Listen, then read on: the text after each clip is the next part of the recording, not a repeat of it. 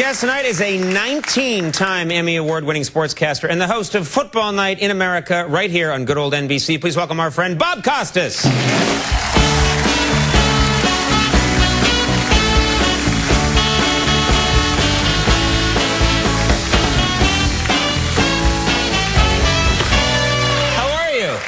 I'm just fine. I was pleased to see Lucky the Leprechaun here, but, you know, I think he's talented, but yes, he's outsized for a leprechaun. As you know, Conan, I myself am just a shade under 6 feet. And in the... Why is that funny? I was laughing at something behind you. Yes. I see. There's an amusing scene outside the window. And when I met and shook hands with Lucky the Leprechaun, I noticed we were virtually the same size. Really? Is he here? Yeah, I don't think has he left? I think he's still around. Is Lucky still? Where's Lucky? Is Lucky here? Let's bring Lucky back out. Lucky the Leprechaun, hey, everybody. Come here. Lucky, what's up? What's up, Lucky? Wait, first of all, wait a minute. He's wearing leprechaun lifts. Yes. Right. He's like got a 6-inch platform here. Yes. Yes. It's all wrong. It's all wrong. This is true. You're a very bitter man. I am deeply bitter. Lucky, thank you very much for that. I don't think a leprechaun should be 5', 6.5". Right, and well, look at him have to slink off. He's one of the great mascots, though. Well, let's talk about mascots, because the sports, this is your world. You are the expert. Yep. Are you familiar with all the mascots, and do you have favorites? Do you have opinions? Yeah, the San Diego Chicken, right, the Philly Fanatic, Eddie Curry's limo driver, all the greats. that apparently doesn't go down well, although that was a bad choice of words. I didn't mean it. I didn't mean it. It's getting so rough in here. It was not planned. Yeah, this show is going down fast. You know, I'll tell you this about these mascots. I tend to favor the mascots who actually take on some kind of human form.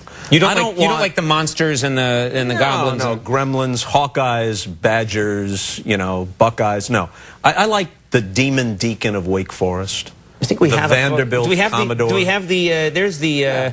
You like that guy? He looks like John Tesh a little bit, doesn't he? That isn't a slam. John Tesh has a giant jaw. I guess it is a slam. That's not a slam, but he's freakish. No, he has enlarged features. Yes, but he portrays a human. Yes, and so he has to take on some human characteristics, and that requires, I think, more. Are we talking about John Tesh or the mascot now? But if you're a deacon or you're a commodore, or even for that matter, whomever it is, and then you're taking on a human form, then you have to have some acting chops. A little-known fact that when the job market was tight in the 80s, for one summer, Mr. Met was portrayed by Nathan Lane. Is that true? Yeah. Is that a real true fact? Yeah, it is. We have now. What do you think of Mr. Met as a mascot? Do you like the Mets mascot? What's not to like about Mr. Met? He's got the perpetual smile on his face. He's had exactly the same expression since 1962. Yeah, he has the frozen smile of someone in denial. Which comes in handy. Security walks me out when the show is over.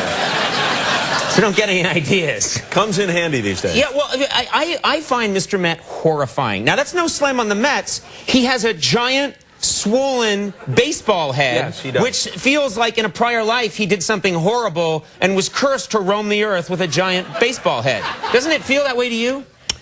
Now that you mention it, it does. Yeah.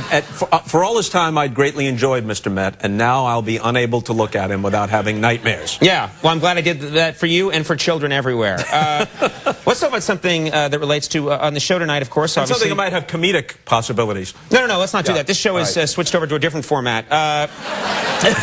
Thank you for helping us with that. I've succeeded beyond my wildest dreams. And by the way, Nathan Lane was never Mr. Met. I know that. To save you and me. This crowd was like, I didn't know that. Yeah, they were. It's Thursday. I want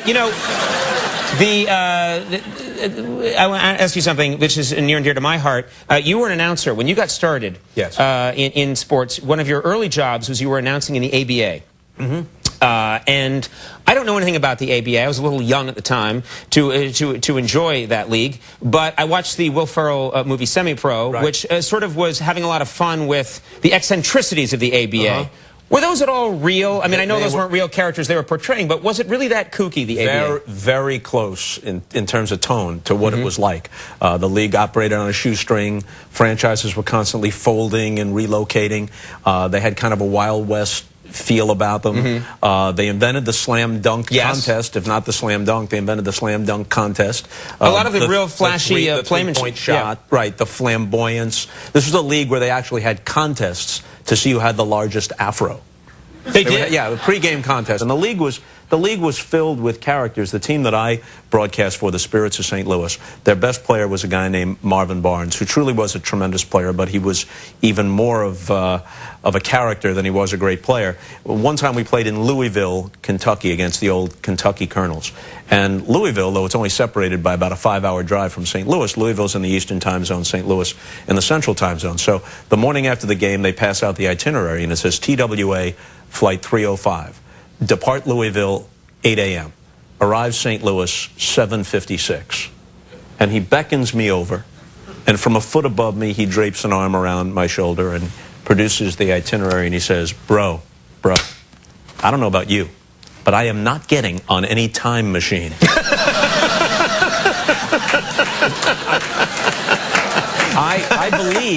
I believe his operating premise here was that if he flew long enough in a westerly direction, eventually he'd meet Lincoln. Yes. Yeah. Which has not been disproven. We had a guy on the Spirits named James Fly Williams from Brooklyn, New York.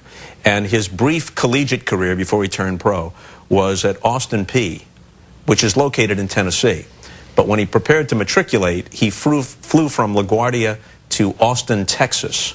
He was somewhat confused, disembarked in Austin, Texas, and asked the first passerby, hey man, where's the P?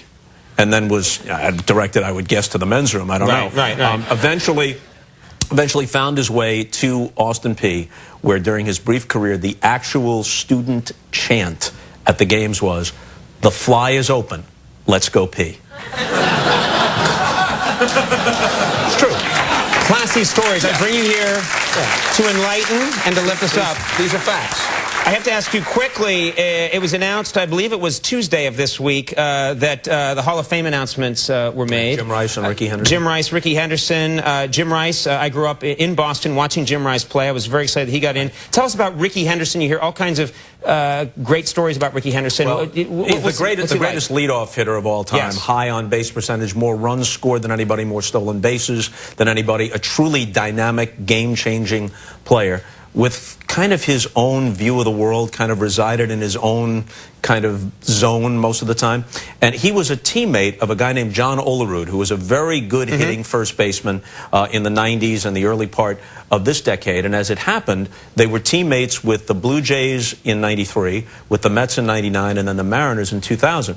Olerud had had a brain aneurysm from which he recovered and was able to play in the major leagues. But as a precaution, he always wore his batting helmet at all times. He wore it in the dugout, he wore it on the field, not just when he was at bat. And they were with the Mariners in 2000, and they're making small talk in the dugout, and Henderson asked him about the batting helmet, and Olerud explained the reason, and Ricky's response was, you know, man, I played with a guy just like that in Toronto and another one in New York. And Olerud said, Ricky, that was me. Well, we're thrilled for him. So we look forward to his acceptance speech at Cooperstown. I should mention the Super Bowl. You are going to be broadcasting. I'll be hosting the pregame You'll be show, hosting. and Al Michaels and John Madden will do the game. The Super Bowl airs February 1st, right here on NBC. Bob, thank you so much for making time for us. Yeah, good to have you here. Bob Costas, stay with me. Come back. And Saturday Live, Fred Armisen's here. Stick around.